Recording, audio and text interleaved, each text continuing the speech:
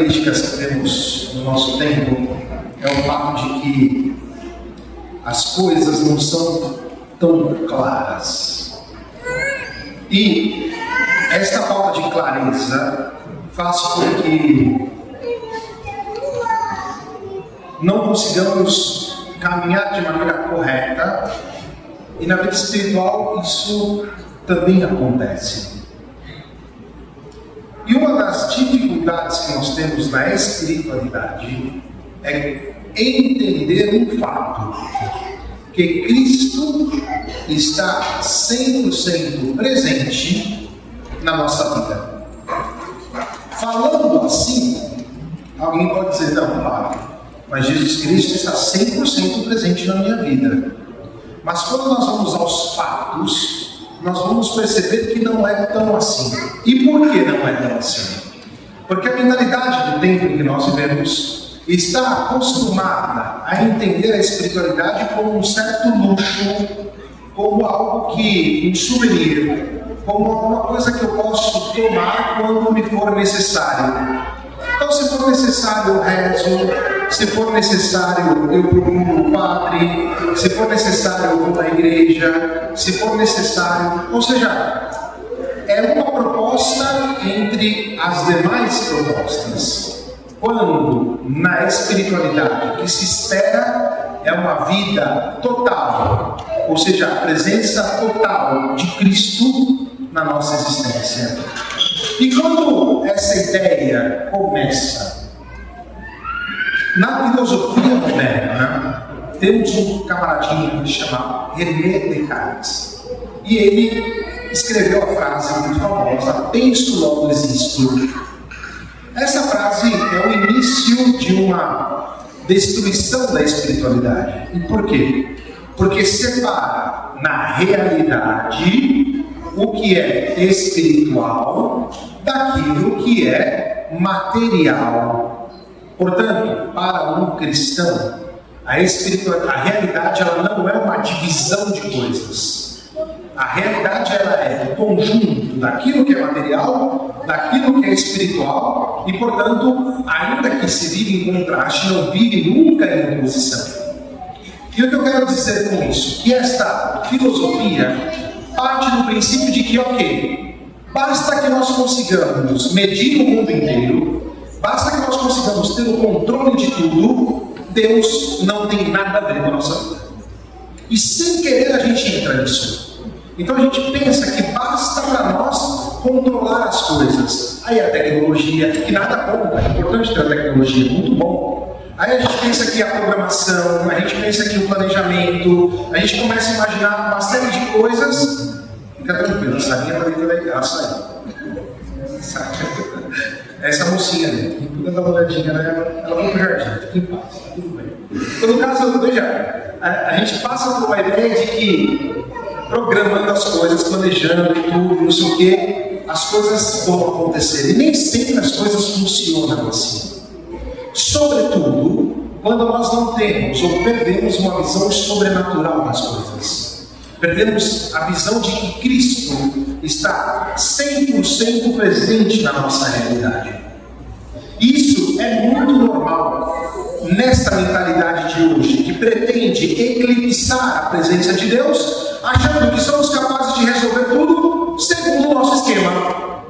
E aí é quando a espiritualidade entra como um souvenir. A espiritualidade entra como um plus, entra como algo que eu posso ter ou não posso ter. E aqui é onde o homem se perde. E por isso que nós vamos perceber no mundo atual que muita gente vive de ilusão. E por que vive de ilusão? Porque não consegue perceber a presença de Deus.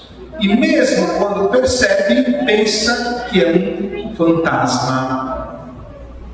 Quando o bispo consagra uma igreja, a igreja termina, fica pronta na porta da igreja, antes de o bispo entrar, ele usa aquele cajado, né, o báculo, e ele faz um sinal da cruz no chão, pedindo que graças a esta casa e à presença de Deus, sejamos libertos dos nossos fantasmas.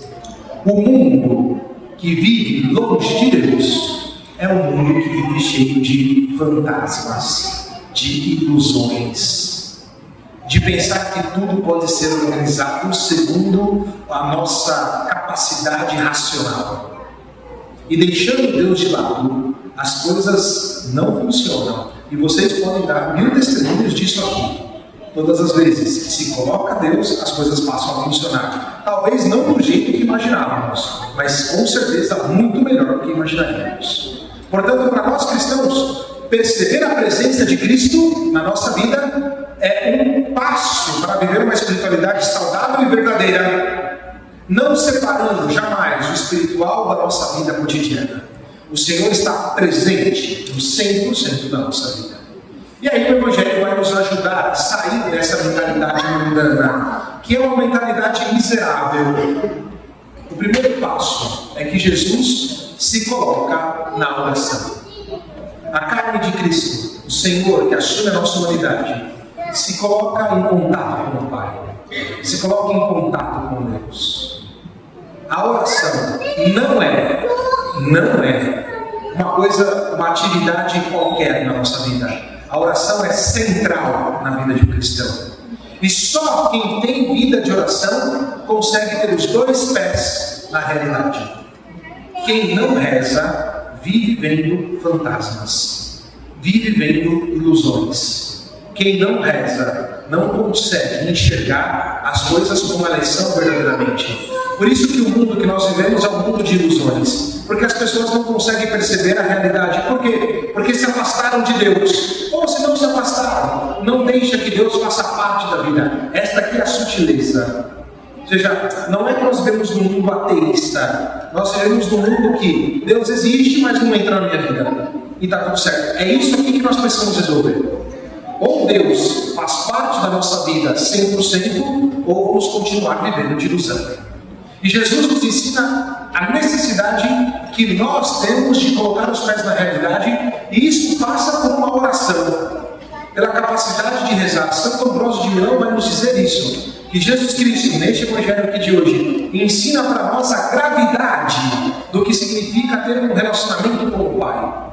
E por isso rezamos. Por isso o cristão não tem a oração como uma coisa qualquer no dia, mas é parte central da vida. Assim como tomar café da manhã, almoçar, trabalhar, a oração também é parte da nossa atividade de uma vida humana, de uma vida cristã.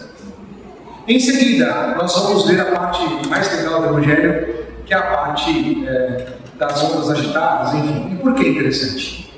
É interessante porque os apóstolos estão ali, e a maioria deles eram pescadores. Eles sabiam lidar com aquelas coisas.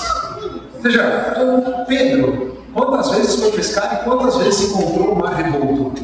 Quantas vezes encontrou o mar da Galileia com vento contrário? Ou seja, Pedro sabia exatamente como lidar numa situação como aquela. O seu irmão André e os demais apóstolos, a maioria deles sabiam lidar com aquilo. Não era uma coisa que para eles era uma novidade. Assim como nós, muitas vezes, sabemos lidar com as coisas da nossa vida e ficamos nos perguntando por que isso está acontecendo. Talvez porque nos falta advertir a presença de Cristo. Quando Cristo aparece, eles gritam de medo e pensam que é um fantasma. Veja, a presença de Cristo nunca é uma presença que nos amedronta, mas é uma presença que nos revela.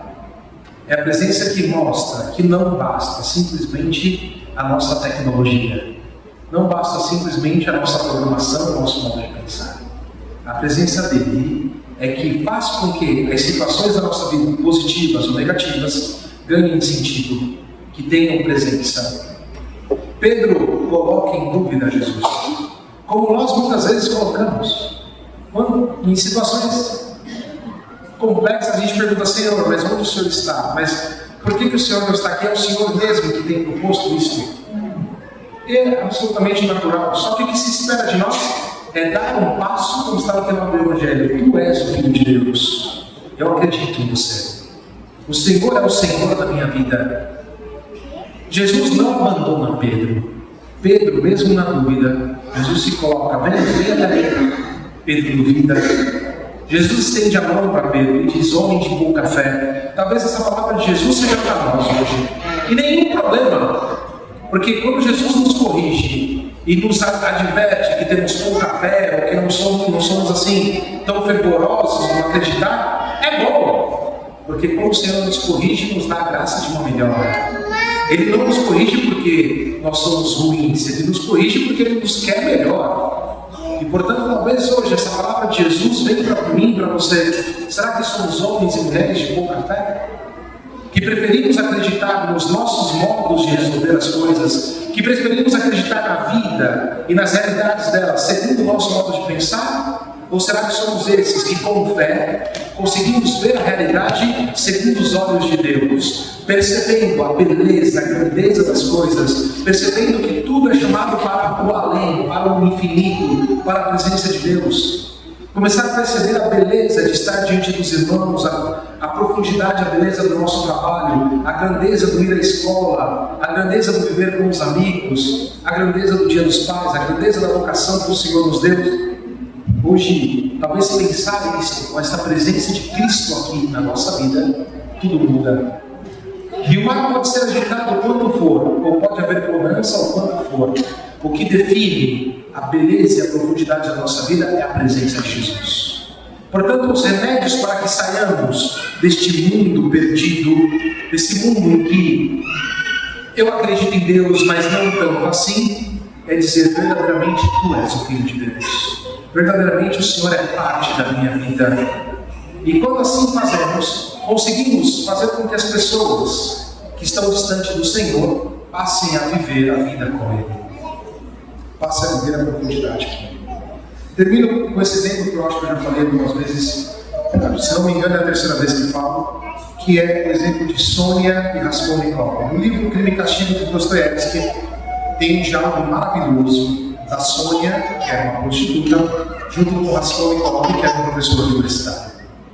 Raskolnikov começa a colocar em dúvida Deus e fala que, como Deus não existe. A ideia que Raskolnikov traz é, ok, Deus não está aqui. Para que você está preocupada com as suas questões? Sônia olha para Raskolnikov e diz: eu tenho consciência do que eu sou. Que eu sou uma prostituta. Que eu vivo a vida de uma cadela. Tenho consciência de que eu sou a pior pessoa do mundo. Mas nunca na minha vida conheci alguém tão miserável quanto você, que não é capaz de acreditar na presença de Deus. Ou seja, qual que é a maior miséria do homem? É quando Deus não entra na vida dele, ou quando ele não deixa Deus entrar na vida dele. Essa é a maior miséria que pode existir na vida de alguém. E se o nosso mundo é miserável, é porque acreditamos em Deus, mas não quer Deus na vida. Nós damos um testemunho contrário.